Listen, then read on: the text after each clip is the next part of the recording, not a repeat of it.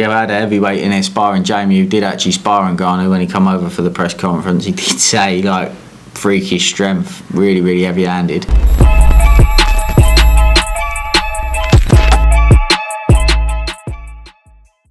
This is Jonathan Agger, Fifth Pro Boxing Fans, joined by Ben Davison here at the Ben Davison Performance Centre. Ben, how you doing? Good, thanks, mate. You?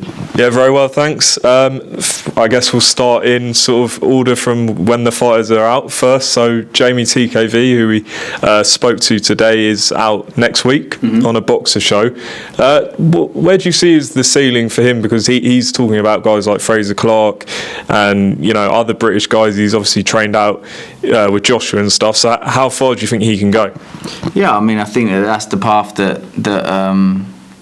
Jamie's keen for. I think that, you know, I don't know about Boxer if they're keen for it. I don't know if Fraser's up for that fight, but that's a fight that the whole team likes for Jeamie. In terms of how far do I think he can go, I think you have to take it step by step, don't you? But you know, I think that if you speak to heavyweights and you mention Jeamie, they're all talk about Jeamie like he's the dark horse. Like, he hasn't had the same publicity, maybe, as some of the other names in the division. But I think anybody that you speak to about Jeamie, they're all like, you know, serious business. And he's a serious fighter. And then Leigh Wood, obviously, that big fight with Josh Warrington, feels like it's just round the corner. In terms of comparing Warrington to Lara, is this a tougher fight in your opinion, or just a completely different fight? Yeah, I think it's a tougher fight. I think that Josh is better than Mauricio Lara. I think that Lara was a bad style matchup for Josh. I don't think it was just a freak accident. I do think that the rematch probably would have gone the same way between Josh and Lara, but that's no discredit to Josh. I just think it's a bad style matchup for him. But he is an absolute beast, and he's a two-time champion of the world, and yeah, in my opinion, it's an absolute mega fight. But when you watch footage of Josh Warrington, do you go back to when, you know, people perceive him at his best against Frampton and things like that, or do you just watch recent performances? No, we watch all of it. We go back. I think we've gone back further than Frampton, but yeah, I don't buy into this whole Josh Warrington's past his best. I don't buy into that. I think that he beat Kiko earlier on in his career, and he just beat Kiko again, but stopped him this time. I think because of the Mauricio Lara blip and the Lopez fight, I think there's a lot of.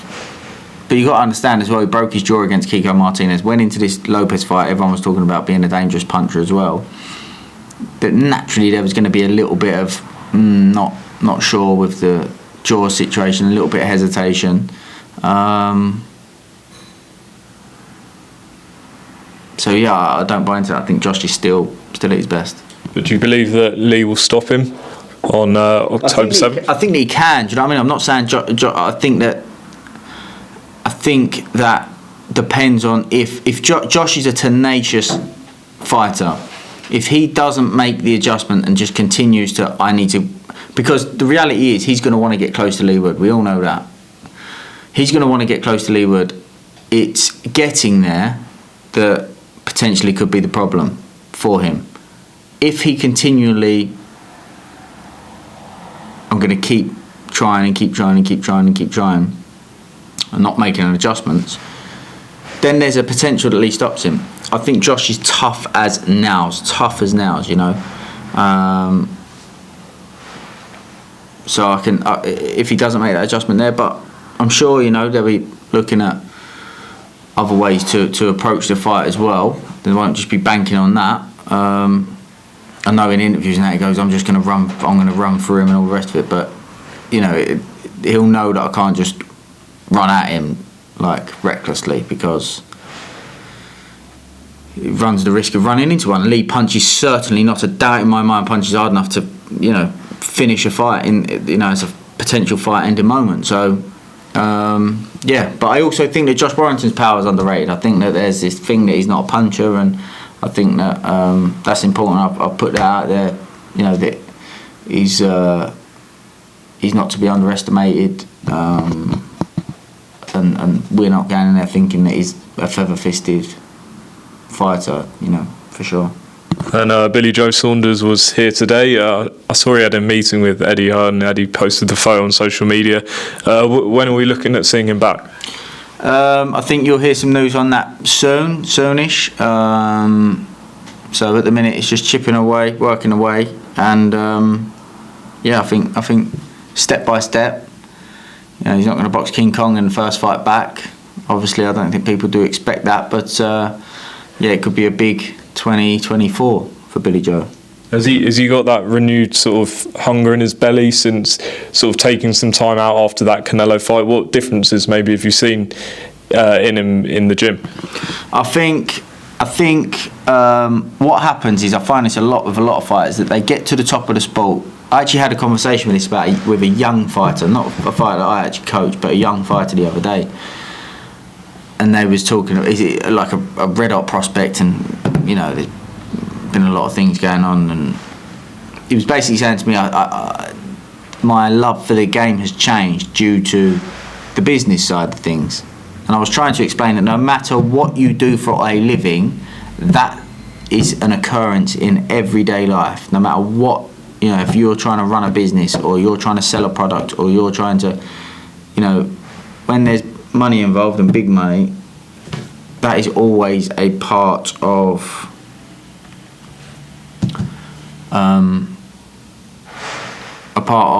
the sport in this sense, but a part of life. So I think that a lot of fighters get to the top of the sport, and by this point they've maybe achieved their dreams, or they might have been disappointed and not achieved their dreams and not been successful, and they get a bit frustrated with the sport, and in their mind they think, I don't like the sport anymore, and I haven't got that love for it anymore, and then they have a bit of time away from it. I often see this, that actually, do you know what it is? I miss it. I miss it for the right reasons, and I forgot that I do love the sport, and the reasons why I love the sport, and the advantages of everyday life. I find this with football as well, when a lot of football players retire. It's not the money, it's not the this, it's not the fans screaming your name on a Saturday or whatever, but the everyday life of being around people, the camaraderie and those kind of things. You know, you miss that, and you know, when that's an everyday occurrence, I think you lose sight of the happiness of that, those simple things that bring you. And then from one big character to another, Pat McCormack is, you know, climbing the ranks, and there's a lot of rumours maybe him against Ritson. What are you hearing on his return? Yeah, you know, I think the Ritson fight's certainly an option. It's one that we're up for. Pat obviously does want a campaign at 147. He's mentioned that numerous times. He has had a couple of fights at a catchweight, or his last fight, that title fight, was at a catchweight just above welter, for a light middle title, but he does want a campaign at 147. So yeah, I think talks are ongoing for that at the minute. So we'll have to see, but special fighter. You know, if he keeps his mind on the job, I've said this before, and I don't think Britain will have ever produced a fighter quite with the skill set that Pat McCormack can have if he really commits to the sport. And then just a couple of things outside of your gym. Big rematch this Saturday between Joyce and Zhang. If you're in Joe Joyce's corner, what are you telling him that he needs to adjust for this rematch?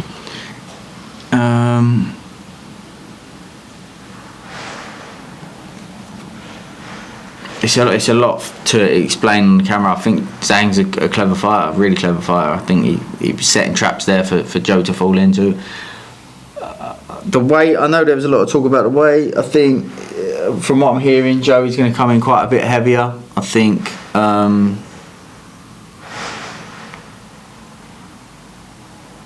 whether that will have an impact, I don't know. Zhang just looked really composed when Joe was putting his flurries together and letting his hands go. He looked so composed just to sit there, relax, once Joe had finished. he was then either being first or looking to counter when the distance opened up and Joe was jabbing and split that jab, southpaw orthodox. Yes, it's a tough style matchup, I think, but I really like Joe, so I hope that he can come through. Royston Barney Smith's on that undercard, as is Alois Jr. as well, so I'll be there. And just on Fury and Ngannou, what do you make of that as a sort of spectacle? I know you were at the press conference the other day, and people like Bellew says it's a freak show, and everyone's had their opinion. But what do you think? I think they're securing the bag, and they make no bones about it. I think that we all know what it is, don't we? In terms of the approach of someone like Ngannou, I don't know.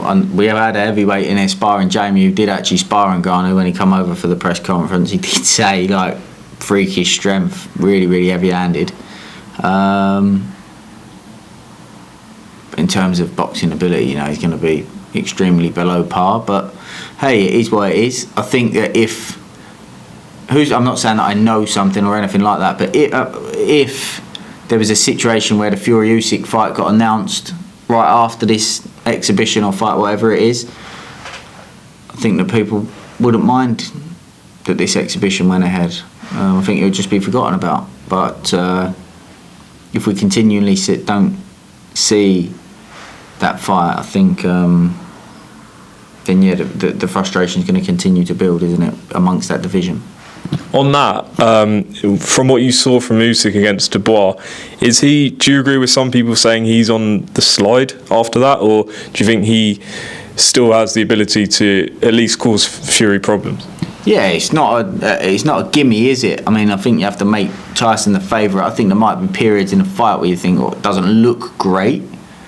But I fancy Tyson to eventually get on top of him and potentially stop him as well, yeah.